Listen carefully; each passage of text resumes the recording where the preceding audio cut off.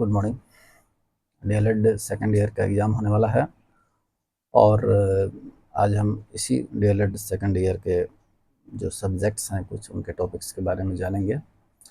उसमें सबसे फर्स्ट है मैथमेटिक्स। मैथमेटिक्स का क्या महत्व है, स्कूलों में इसका कैसे पढ़ाया जाता है, कितनी उपयोगिता है और हमारे दैनिक जीवन में इसकी क्या क्या ज़रूरतें हैं, इसके बारे में हम जानेंगे। तो मैथमेटिक्स का बड़ा ही विशेष महत्व है हमारे जीवन में। अगर मैथमेटिक्स नहीं होता तो फिर कैलकुलेशन करना बड़ा ही मुश्किल हो जाता और इंसान को बहुत ही नुकसान उठाना पड़ता। जैसे अगर कोई बच्चा है, अगर कहीं जाता है, कुछ खरीदता है और उसी क्रम में अगर उसको मैथमेटिक्स का थोड़ा सा भी ज्ञान नहीं है तो दुकानदार उसको ठग भी सकता है, उससे उस बच्चे को लॉस भी हो सकता है। इसीलिए मैथमेटिक्स का बड़ा ही विशेष महत्व है। आज के युग में ही नहीं बल्कि प्राचीन काल से ही जो लोग अनपढ़ भी थे, नहीं पढ़ते थे, स्कूलों में नहीं जा पाते थे किसी कारणवश पारिवारिक समस्याओं की वजह से, वो भी मैथमेटिक्स में इतने निपुण होते थे कि अपनी दैनिक जीवन की समस्याओं का समाधान कर पाते थे। तो मैथमेटिक्स का रोल जो है हमारे जीवन में बड़ा ही अहम है, बड़ा ही महत्वपूर्ण है। अगर मैथमेटिक्स हम जानेंगे, थोड़ा बहुत भी अगर जानेंगे तो अपना काम चला सकते हैं। जो भी ज़रूरत वाले काम हैं, ज़रूरत वाली चीज़ें हैं, उसको हम पूरा कर सकते हैं। लेकिन जो बच्चे स्कूलों में पढ़ते हैं उनका मैथमेटिक्स से क्या संबंध है और उनको कैसे पढ़ाया जाता है, इसके बारे में हम आज विशेष चर्चा करेंगे। मैथमेटिक्स का इतना अहम रोल है लाइफ में कि अगर हम ज्योतिष शास्त्र को भी देखें तो उसमें भी मैथमेटिक्स है। जो भी खगोल शास्त्री हैं या ज्योतिषाचार्य हैं, वो आने वाले जो सूर्य ग्रहण है, चंद्र ग्रहण है इत्यादि विभिन्न घटनाओं को, जो खगोलीय घटनाएं हैं, भौगोलिक घटनाएं हैं, उनको पहले से ही बता देते हैं कि ये चीज़ें इस समय होंगी। ये मैथमेटिक्स का ही कमाल है। मैथमेटिक्स के माध्यम से ही हम ये जान पाते हैं कि किस दिन को कौन सा पर्व पड़ेगा, कब सूर्योदय होगा, कब सूर्यास्त होगा इत्यादि। लेकिन इनिशियल स्टेज में जो बच्चे स्कूलों में पढ़ते हैं उनको हम मैथमेटिक्स इनिशियल स्टेज जैसे जो प्लस माइनस डिवाइड मल्टीप्लिकेशन और ज्योमेट्री में सरल रेखा, त्रिकोण, त्रिभुज ना, इस माध्यम से उसको बताते हैं। तो स्कूलों में जब हम बच्चे को बताएंगे, जब बच्चे जाते हैं स्कूलों में तो मैथमेटिक्स का हम महत्व उसको बताएंगे और प्ले के माध्यम से उनको हम ज़्यादातर बातें सिखाने की कोशिश करेंगे। क्योंकि ये जो प्लेइंग स्कूल होता है, मोंटेसरी टाइप का जो भी होता है, जो छोटे छोटे बच्चे होते हैं 2 साल के, 3 साल के, 4 साल के, जिनका जो सरकारी स्कूल में जिनका नामांकन का अभी एज नहीं रहता है, उनका नामांकन वो कर लेते हैं प्राइवेट स्कूल्स जो होते हैं रजिस्टर्ड, और उनको बताते हैं। तो खेल खेल के माध्यम से ही उनको ज़्यादा सिखाने की कोशिश किया जाता है। और जो पुस्तक भी जो होते हैं, बुक्स जो होते हैं, जो पुस्तकों के माध्यम से भी जब बच्चे को हम बताते हैं तो उसमें हम देखते हैं कि उसमें फिगर, चित्रों का ज़्यादा प्रयोग किया गया है। जैसे अगर एक के बारे में उनको बताना है तो एक पेंसिल को दे दिया गया, दो के बारे में बताना है तो दो फुटबॉल दे दिया गया, तीन के बारे में बताना है तो तीन कारों को दे दिया गया। इससे क्या होता है कि बच्चों के दिमाग में एक इमेज ज़्यादा दिन तक वो रहता है, बरकरार रहता है, और वो दिमाग ज़्यादा दिन तक उस चीज़ को स्टोर रखता है, उस इमेज को, और उस इमेज के माध्यम से उसको को रिलेट करके बच्चे उस चीज़ को ज़्यादा दिन तक याद रखते हैं। 2, 3, 4, 5, 6, 7, 8, 9, 10, और धीरे धीरे धीरे धीरे फिर इसको हम आगे की तरफ बढ़ाते हैं बच्चों को, और मैथमेटिक्स में फिर और धीरे धीरे उनको अन्य विषयों को भी बताते हैं। तो हम उन्हें सिखाएंगे सरल रेखा क्या है, त्रिभुज क्या है, तीनों भुजाओं का योग क्या होता है, समद्विबाहु त्रिभुज क्या होता है, समबाहु त्रिभुज क्या होता है, विषमबाहु त्रिभुज क्या होता है, आयत क्या होता है, चतुर्भुज क्या होता है, वृत्त क्या होता है, कोण क्या होता है, सरल रेखा क्या होता है, रेखा क्या होता है, किरण क्या होता है। इस सब बातों को हम उनको सिखाएंगे, और एक्टिविटी बेस्ड कार्यक्रम के माध्यम से अगर हम उनको सिखाते हैं, एक्टिविटी बेस्ड अगर क्लासरूम में अगर इस तरह का हम कोई करते हैं, एक्टिविटी करते हैं, तो बच्चे ज़्यादा उसको ग्रहण करते हैं। जैसे अगर कोई बच्चा क्लास में है और शिक्षक उनको पढ़ा रहे हैं, तो उसको बुला के ब्लैक बोर्ड पर कुछ लिखवाएँगे, कुछ एक्टिविटी करवाएँगे।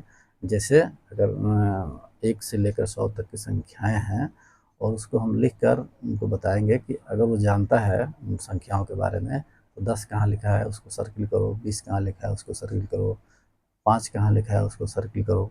या फिर अगर हम पहाड़ा वगैरह लिखे हुए हैं, तो उसको भी उसको सर्किल करने के बारे में बताएँगे, या फिर उसको लिखने के लिए बोलेंगे कि 11 लिखो, 78 लिखो, 20 लिखो, 80 लिखो इत्यादि। तो फिर वो लिखेगा। इससे क्या होगा कि एक तो एक्टिविटी होगी, उसका मन भी लगेगा और हमें भी जानकारी मिल जाएगी कि वो कितना जानता है। इसलिए पढ़ाई के दरमियान, पढ़ाई के दौरान हमको अवलोकन भी बच्चों का करते रहना चाहिए। अवलोकन करने से यह फ़ायदा होगा कि बच्चे कहाँ तक सीखे, कहाँ तक जाने, कहाँ तक पहुँचे हैं, ये हम जान पाएँगे और फिर इसको जानने के बाद फिर उनकी जो कमियाँ हैं उसको दूर करने का प्रयत्न करेंगे। और हम देखेंगे कि उनको अगर विशेष सहायता की आवश्यकता है तो हमको अलग से भी उन्हें पढ़ाएँगे, उनकी समस्याओं का समाधान करेंगे और फिर बाकी के बच्चों की तरह ही उनको भी उस मुख्य धारा में जोड़ेंगे, ताकि सबके साथ वो घुल-मिल कर और उसको सबके साथ अपने ज्ञान का आदान-प्रदान कर सके, अपने आप के उसके अंदर एक हीन भावना नहीं पनपे और हीन भावना से ग्रसित नहीं हो। तो S1 में सबसे पहले स्टार्ट होता है विभिन्नता और समानता से रिलेटेड क्वेश्चंस आएँगे। तो विभिन्नता क्या है और समानता क्या है? तो सबसे पहले हम विभिन्नता को समझते हैं कि विभिन्नता क्या है। विभिन्नता, चूँकि हमारा जो राष्ट्र है, हमारा देश है, वो विभिन्नताओं का देश है, ऐसा कहा गया है। विभिन्नताओं का देश है, इसका मतलब यह हुआ कि कहीं बड़े-बड़े पर्वत हैं, कहीं पहाड़ हैं, कहीं नदियाँ हैं, कहीं नदियाँ ही नदियाँ हैं, कहीं बहुत कम नदियाँ हैं, वेशभूषा अलग है, कहीं कहीं का वेशभूषा अलग है, कहीं खान-पान अलग है, कहीं भाषा अलग है। तो इस तरह के बहुत सारे डिफरेंसेस हमको देखने को मिलते हैं। जैसे पूर्वोत्तर के राज्यों में हम चले जाएँ, मिज़ोरम, त्रिपुरा, असम, अरुणाचल प्रदेश, मेघालय इत्यादि जगहों पे, तो वहाँ हम देखेंगे कि बारिश ज़्यादा हो रही है। और जब हम राजस्थान साइड में जाएँगे, वेस्ट के राज्यों में, तो वहाँ हम देखेंगे कि बारिश बिल्कुल ना के बराबर है। राजस्थान का जो थार मरुस्थल है, वहाँ पानी बिल्कुल ना के बराबर है। उसी तरह से पेड़-पौधों की विभिन्नताएँ हैं। थार में हम देखेंगे, थार के रेगिस्तान में, जो रेगिस्तानी एरिया है, वहाँ पेड़-पौधे बिल्कुल कम हैं, ना के बराबर हैं। अगर हैं भी तो कटीली झाड़ियाँ हैं, बबूल है, कैक्टस है इत्यादि। और उसके बाद हम जब पहाड़ी पर्वतों इत्यादि क्षेत्रों में जाएँगे तो देखेंगे कि बहुत बड़े-बड़े पेड़ हैं। कहीं सदाबहार वन है, तो कहीं मैंग्रोव वन है इत्यादि विभिन्न टाइप के। मैंग्रोव वन जो है, जो पश्चिम बंगाल गंगा ब्रह्मपुत्र नदी के किनारे पे जो रहता है, उसका एक अलग इम्पोर्टेंस है। जो थार के जो पेड़-पौधे हैं, उसका एक अलग ही महत्व है, उसकी क्वालिटी अलग होती है। और सदाबहार जो वन है, उसके बारे में हम जानते हैं कि वो सदा ही उनके पत्ते जो हैं एक साथ नहीं गिरते हैं। जैसे पर्णपाती वन हो गया, पर्णपाती वन में क्या होता है कि पत्ते एक निश्चित समय पर उसके गिर जाते हैं और फिर उगते हैं। लेकिन सदाबहार वन में ऐसा नहीं है। सदाबहार वन में पत्ते हमेशा ही रहते हैं, वो गिरते रहते हैं और फिर उसमें पत्ते आते रहते हैं। इसीलिए इसका नाम हम सदाबहार देखते हैं। और इस तरह के जंगल जो किसी-किसी स्टेट में हम देखेंगे कि बहुत ज़्यादा संख्या में है। जैसे पूर्वोत्तर के जो राज्य हैं, असम हो गया, अरुणाचल प्रदेश हो गया, मिज़ोरम हो गया इत्यादि में बहुत सारे पेड़ हम देखने को मिलेगा। और बाकी के जो मैदानी इलाके हैं, वहाँ बहुत कम पेड़, जैसे हरियाणा है, वहाँ देखने को मिलेगा। उसके बाद वेशभूषा में आते हैं। वेशभूषा में क्या है कि वेशभूषा में भी 100-200 किलोमीटर पर हम देखेंगे कि पहनावा जो है लोगों का, वो बदलते रह रहा है। जैसे बिहार में धोती है, साड़ी है, लोग धोती कुर्ता पैंट शर्ट पहनते हैं, औरतें साड़ी पहनती हैं। उसी तरह से अगर हम पंजाब में जाएँगे तो मैक्सिमम औरतों को देखेंगे सलवार सूट इत्यादि, और पुरुष जो हैं वह धोती एक लुंगी टाइप का पहनते हैं, कुर्ता पहनते हैं, पगड़ी रखते हैं, हाथ कोई कोई एक तलवार टाइप का कोई हथियार रखते हैं। इसके बाद दाढ़ी रखते हैं। उनका एक अलग ही कल्चर है। तो इन कल्चरों के माध्यम से ये हम देखेंगे कि डिफरेंट स्टेट में डिफरेंट कल्चर है। असम का कुछ अलग कल्चर है, केरला का कुछ अलग कल्चर है, वहाँ कोई नेता हो, मंत्री हो, कोई बड़ा अधिकारी हो, उसको भी हम देखेंगे कि वो मैक्सिमम लुंगी टाइप का जो पहनावा होता है वो पहनते हैं। और कलर के हिसाब से भी अगर देखेंगे, रंग रूप के हिसाब से, तो वहाँ केरला साइड के जो लोग होते हैं वो भी थोड़ा सांवले होते हैं। बाकी अन्य जगहों पे कश्मीर इत्यादि कहीं जाएंगे तो उसका एक अलग कलर देखने को मिलेगा, लोगों का रंग रूप, कद काठी इत्यादि अलग ही देखने को मिलेगा। खान पान में केरला का कुछ अलग खान पान है, पंजाब का कुछ अलग है, बिहार का अलग है, यूपी का अलग है, गुजरात का अलग है। कहीं इडली डोसा है, कहीं बिहार में लिट्टी चोखा है, तो पंजाब में सरसों का साग है, मक्के की रोटी है इत्यादि। कहीं नदियाँ ही नदियाँ हैं, जैसे बिहार में हम देखेंगे कि मैक्सिमम जो नदियाँ हैं वह नेपाली क्षेत्रों से निकलती हैं, नेपाल के हिमालय से निकलती हैं। और इस तरह से बिहार में एक तरह से नदियों का जाल है। और यहाँ इसीलिए इस बिहार को बाढ़ के नाम से जाना जाता है, बाढ़ग्रस्त जगहों के नाम से जाना जाता है। तो ये, और कहीं पानी ही नहीं है, पानी के लिए काफ़ी किल्लतों का सामना करना पड़ता है। जैसे रेगिस्तान में औरतें दूर दूर तक जाती है पानी के लिए, और फिर पानी पीने के पानी के लिए उनको काफ़ी मशक्क़त करना पड़ता है। तो कहीं पानी के का भरमार है, तो कहीं पानी ही नहीं है। गुजरात, महाराष्ट्र साइड में भी हम जाएंगे तो काफ़ी ऐसी जगह हैं जहाँ पानी की काफ़ी समस्याएं देखने को मिलती है, और सरकार इस पर कोशिश भी कर रही है। तो हमें ज़रूरत इस बात की है कि हमें पानी का भी ध्यान रखना है, ताकि पानी कम मात्रा में हम, और लिमिटेड जो है, जो विशेष ज़रूरी है उसी का प्रयोग करें। अगर प्रयोग करते भी हैं तो हम अनावश्यक पानी को बर्बाद नहीं करें। पानी ही जीवन है, क्योंकि पानी को जीवन, जल ही जीवन है, इसलिए कहा गया है। क्योंकि जो वर्ल्ड में हम पृथ्वी पर देखेंगे कि कहीं भी हम चले जाएँ, तो वो सबसे ज़्यादा विस्तार समुद्र का है, और समुद्र का पानी खारा होता है। हालांकि इस पे प्रोसेस चल रहा है ताकि इसको पीने योग्य बनाया जाए, लेकिन ये भविष्य के गर्भ में है, क्या होगा क्या नहीं होगा। लेकिन फ़िलहाल जो हमारा काम चलता है पीने के पानी का, वह भूमिगत जो जल है, नदियों का जो जल है, और जो बर्फ़ से पिघल कर जो नदियों के माध्यम से पानी हमारे पास आते हैं, और जो वर्षा का जल है, इन्हीं सब माध्यमों से हमें पीने का पानी मिलता है। और जो नदियाँ हैं वो विशेषकर बिहार, उत्तर प्रदेश इत्यादि में जहाँ ज़्यादा नदियाँ हैं वहाँ तो कोई विशेष दिक्कत नहीं है, पानी की समस्या नहीं है लोगों का। लेकिन जो और सब राज्य हैं, जैसे साउथ के राज्य हो गए या वेस्ट के राज्य हो गए, उसमें हम देखें कि वहाँ समस्या है। वहाँ भौम स्तर जो है जल निकालने का, जो वो काफ़ी नीचे तक गहरी खुदाई करने के बाद भी पानी नहीं निकल पाता है, और गवर्नमेंट को पानी पहुँचाना पड़ता है लोगों को पीने के लिए। तो पानी का हम प्रयोग जो है वो एक लिमिट में करें, और सोच समझ कर करें। तो इस तरह से हम देखते हैं कि कहीं जल ही जल है, कहीं जल का अभाव है, कहीं डिफरेंट टाइप के पेड़ है, कहीं डिफरेंट टाइप के लोग हैं, भाषाएं हैं, भाषाएं भी डिफरेंट टाइप के हैं। विभिन्नताओं के अर्थ में हम ये देखेंगे कि भाषा भी अलग है। बिहार के लोग भोजपुरी बोलते हैं, इसका यहाँ का क्षेत्रीय भाषा भोजपुरी है। तो पंजाब में पंजाबी है, गुजरात में गुजराती है, असम में असमी है, मणिपुर में मणिपुरी, डोगरी इत्यादि है, कहीं तेलुगु है, मलयालम है, कहीं कुछ है, कहीं कुछ है। तो ये भाषाओं का भी काफ़ी डिफरेंसेस देखने को मिलता है। सैकड़ों तरह की भाषाएं हैं बिहार में ही, कहीं भोजपुरी है, कहीं मैथिली है, कहीं कुछ है, कहीं कुछ है। तो हमारा जो देश है वो विभिन्नताओं का देश इसलिए कहा गया है। जानवरों के माध्यम में भी हम देखेंगे कि जानवरों के संदर्भ में हम ये देखेंगे कि कहीं अलग टाइप के जानवर है, तो कहीं अलग टाइप के जानवर हैं। गुजरात में एक जो है गधा मिलता है, उसको जंगली गधा नाम दिया गया है। जैसे एशियाई शेर कहीं हैं, कहीं मगरमच्छ हैं, कहीं कुछ है, कहीं कुछ है। तो जानवरों के मैटर में भी हम देखेंगे कि बहुत सारी विभिन्नताएं हैं। जैसे जो जंगली एरिया है वहीं पे ज़्यादा वन है, और वहीं पे ज़्यादा जंगली जीव देखने को हमको मिलते हैं। ऐसा नहीं है कि कहीं मैदानी इलाका है तो वहाँ बहुत सारे जीव जंतु देखने को मिलेंगे, शेर वगैरह इत्यादि नहीं। उनका एक अपना अलग वातावरण होता है जहाँ वो रहते हैं। लेकिन गवर्नमेंट आजकल अपना विकास करने के लिए अपने देश का, अपने राज्यों का वनों को काटते जा रही है, जिससे काफ़ी नुकसान पहुँच रहा है जंगली जानवरों को, और वो धीरे धीरे विलुप्त के कगार पर पहुँचते जा रहे हैं। और काफ़ी कुछ ऐसे जानवर जो हैं वो विलुप्त हो भी गए हैं। जैसे बहुत पहले डायनासोर था, डायनासोर आज के डेट में नहीं है। तो एक वो विलुप्त ही हुए हैं किसी न किसी कारण से, पारिस्थितिक कारण से, चाहे जैसे भी हो, वो यहाँ से चले गए।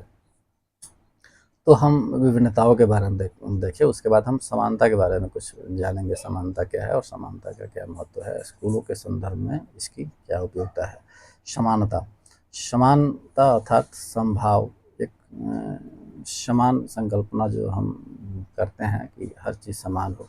तो इसमें क्या है कि पहले बहुत सारी असमानताएं थी। असमानताओं का मतलब है कि छुआछूत की भावना थी, इस तरह के बहुत सारे मतभेद थे लोगों के अंदर, छोटी जाति बड़ी जाति को लेकर, और छूत की भावना जो थी वो प्रबल थी। बहुत सारे महापुरुष आए, जैसे राजा राम मोहन राय, विद्यासागर, उसके बाद ज्योतिबा फुले, भीमराव अम्बेडकर जिन्होंने संविधान को लिखा, इत्यादि बहुत सारे नेता महापुरुष इत्यादि आकर समाज को जागृत किए शिक्षा के माध्यम से, अन्य माध्यमों से, और फिर ये जागृति फैलाकर एक तरह की क्रांति आई। और इस क्रांति के बाद एक जब हमारा देश आज़ाद हुआ तो एक कानून बना, एक संविधान बना, और उस संविधान के अंतर्गत ये रखा गया कि हम इस देश में किसी के भी साथ कोई मतभेद नहीं किया जाएगा, जाति के नाम पर, धर्म के नाम पर, लिंग के नाम पर, भाषा के नाम पर, क्षेत्र के नाम पर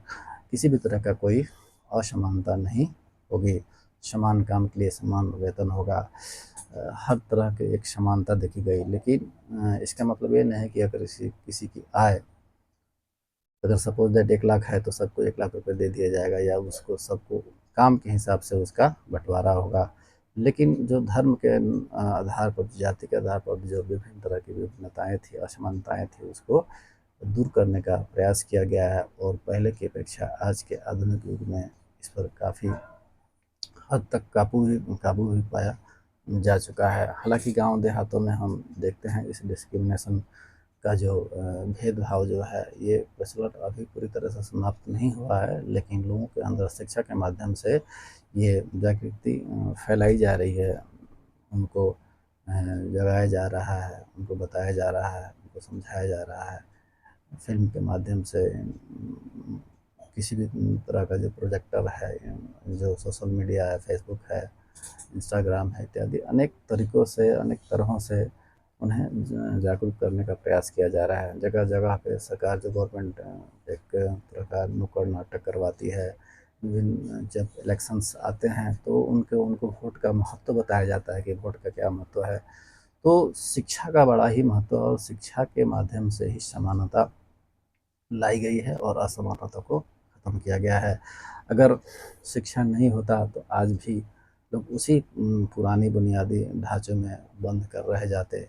बहुत सारे पारंपरिक जो बातें हैं पहले की, जिससे बहुत सारा नुकसान होता था, वो ख़त्म नहीं होता हमारे देश से। जैसे सती प्रथा को ही ले लीजिए। सती प्रथा में जो हस्बैंड जब डेथ हो जाता था किसी का, तो उसके वाइफ को जिंदा ही उसके साथ जला दिया जाता था। इस तरह की बहुत सारी कुरीतियाँ थी, कुप्रथाएँ थी, जिनको बंद किया गया। राजा राम मोहन राय इत्यादि बड़े बड़े महापुरुष जो आए, इसको बंद करने का प्रयास किए और बंद भी किए। और आज के डेट में भी बहुत सारे नेता, बहुत सारे समाज सुधारक, समाज सेवी लोग इस पर ध्यान दे रहे हैं कि लोगों के अंदर जो द्वेष की भावना है, घृणा की भावना है, आपसी मतभेद की भावना है, क्षेत्रीयता के आधार पर, धर्म के आधार पर, जाति के आधार पर, इसको दूर किया जाए। तो बच्चों के संदर्भ में हम देखेंगे कि बच्चे जब आते हैं स्कूल में तो पहले क्या था, पहले की पढ़ाई की व्यवस्था अलग थी, आज की पढ़ाई की व्यवस्था अलग है। पहले गुरुजी होते थे, एक पेड़ होता था और उस पेड़ के नीचे बैठा करते थे, शिष्य आते थे और गुरु की सेवा करते थे, आश्रम की साफ सफाई करते थे, और फिर दिन भर विद्या अध्ययन करते थे। गुरु जी के लिए, अपने लिए वो भिक्षाटन करते थे, फिर भोजन भी बनाया जाता था और वो खाते थे और फिर वहीं पे रहते थे काफ़ी काफ़ी सालों तक, 10 साल, 12 साल, 14 साल, और तब पढ़ लिख के वे घर आते थे। लेकिन आज का व्यवस्था ऐसा नहीं है। आज मल्टीमीडिया का दौर है, इंटरनेट का दौर है, सोशल मीडिया का दौर है। आजकल की पढ़ाई तो घर बैठे ही हो जा रही है। स्कूलों में जाना बेहद ज़रूरी है। स्कूलों में जाने से काफ़ी बच्चे सीखते हैं, लेकिन जो बच्चे नहीं भी जा पाते हैं किसी कारणवश, नदियों की वजह से, पानी की वजह से, बाढ़ की वजह से, बरसात की वजह से, चाहे दुर्गम रास्तों की वजह से, या कोई विकलांगता बहुत ज़्यादा है, शारीरिक बीमारी है, कहीं नहीं जा पाते हैं कि, या किसी भी पारिवारिक गरीबी इत्यादि कारणों से, तो वो घर पे रहकर ही पढ़ने की कोशिश करते हैं, पढ़ते हैं और आगे भी बढ़ते हैं। आए दिन हम देखने को हमको मिलता है कि बहुत सारे एग्ज़ाम्स में, सिविल सर्विसेज का एग्ज़ाम हो, इंजीनियरिंग हो, मेडिकल हो, और भी बहुत सारे एग्ज़ाम है जिसमें वो घर पे रह कर ही उसको तैयारी करते हैं, निकालते हैं, आगे बढ़ते हैं और अपने गाँव समाज देश का नाम रोशन करते हैं। तो जब एक समावेशी शब्द हम सुनते हैं, समावेशी का अर्थ होता है कि सबको एक समान लाना।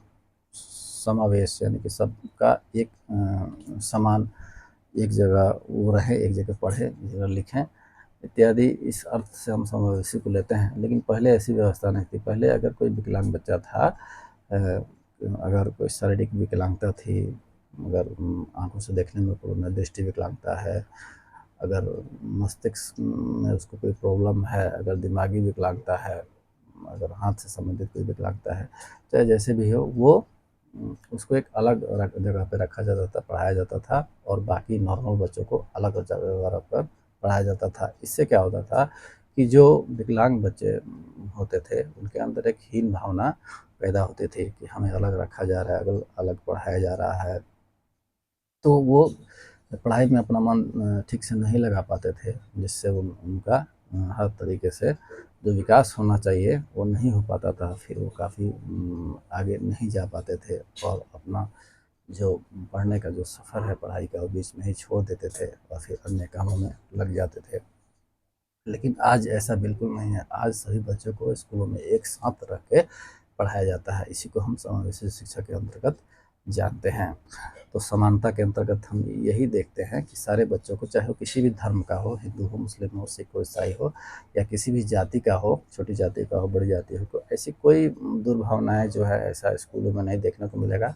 हर धर्म के बच्चे एक ही स्कूल में जाते हैं, कि क्लास में आते हैं, हर जाति के बच्चे आते हैं, हर वर्ग के बच्चे, अमीर वर्ग से गरीब वर्ग के, और शिक्षकों में भी हम देखते हैं कि हर वर्ग से और हर जातीय धर्म के शिक्षक भी एक जगह ही, एक ही स्कूल में रह के पढ़ाते हैं, लिखाते हैं, आपसी सामंजस्य से सब समाधान करते हैं। कोई समस्या भी आती है तो बच्चों को जहाँ कोई विशेष दिक्कत है, उसको विशेष आवश्यकता है, तो उसको अलग से पढ़ाते हैं, अलग से उस पर ध्यान देते हैं, और कहाँ कमी है उसका अवलोकन करते रहते हैं, और अवलोकन के माध्यम से देखते हैं कि कहाँ इसको हमें समझाना है और कैसे समझाना है, और फिर उसका एक अलग रणनीति बनाते हैं, और उस रणनीति के हिसाब से उसको समझा बुझा के फिर बाकी नौजवान बच्चों की तरह ही उसको भी आगे बढ़ाते हैं। और आज के डेट में आए दिन हम देखते हैं, जैसे आरक्षण जो मिला है संविधान के द्वारा, उसमें भी उनको काफ़ी बेनिफिट होता है, और एक समानता के अधिकार के माध्यम से जो कानून है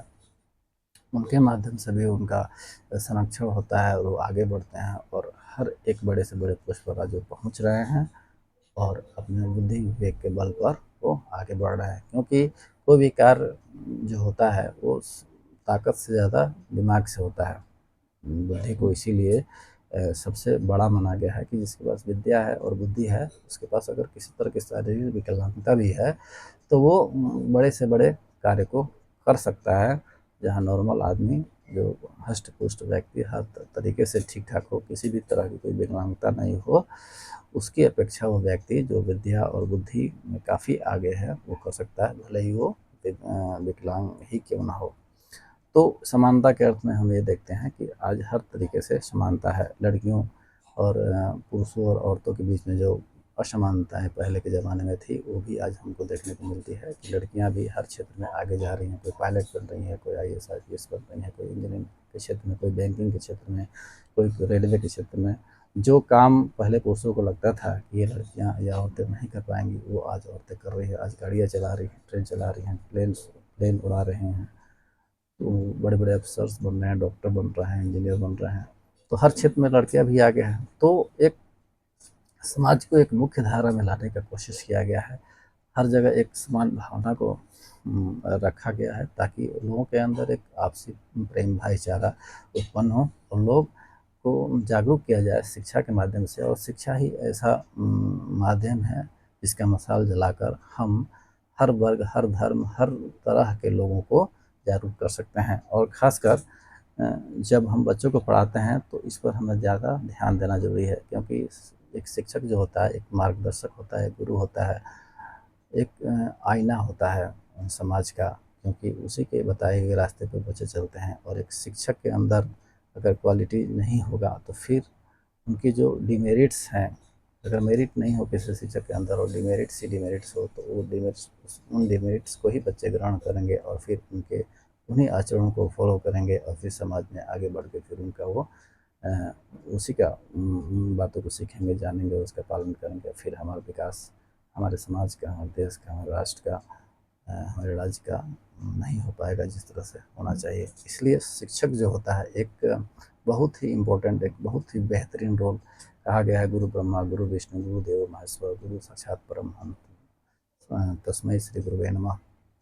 गुरु का दर्जा एक बहुत बड़ा दिया गया है और उनकी तुलना सीधे गुरु ब्रह्मा से कर दिया गया है। इसका मतलब ये हुआ कि जिस तरह से ब्रह्मा जी इस दुनिया को बनाया है, उसी तरह से एक शिक्षक भी एक बच्चे के संपूर्ण विकास के मायने में वो एक अहम रोल उसका एक शिक्षक का होता है। वो उसी के बताए हुए रास्ते पर बच्चे चलते हैं, उनको सीखते हैं और उनको सीख कर आगे बढ़ते हैं। और वही बातें, वही सिखाए हुए संस्कार शिक्षक के द्वारा जो बताए गए जो बातें होती है उनके उसके दिमाग में हमेशा हंट करते रहता है। वो इमेज उसके दिमाग में, वो बातें उसके हमेशा भरी रहती है और एक तरह से स्टोर रहती है और उन्हीं बातों को वो सोचता है और सीखता है और उसी पे चलता है। अगर कोई शिक्षक किसी छोटे बच्चे को जिसको दिशा की ज्ञान नहीं हो, दिशा का, अगर पूरब को पश्चिम कह दे तो बच्चे भी उसको पश्चिम ही मान लेंगे और फिर उसको वैसा ही समझने लगेंगे और लिखने लगेंगे और जानने लगेंगे। इसलिए शिक्षक का एक बड़ा ही अहम रोल होता है। तो अगले चैप्टर में हम ये देखेंगे स्वयं की समझ। स्वयं की समझ डीएलएड सेकेंड ईयर के अंतर्गत आने वाला एक एग्ज़ाम का एक पार्ट है। तो उस विषय के बारे में हम इसके बाद समझेंगे, स्वयं की समझ के बारे में और शारीरिक शिक्षा के बारे में। धन्यवाद।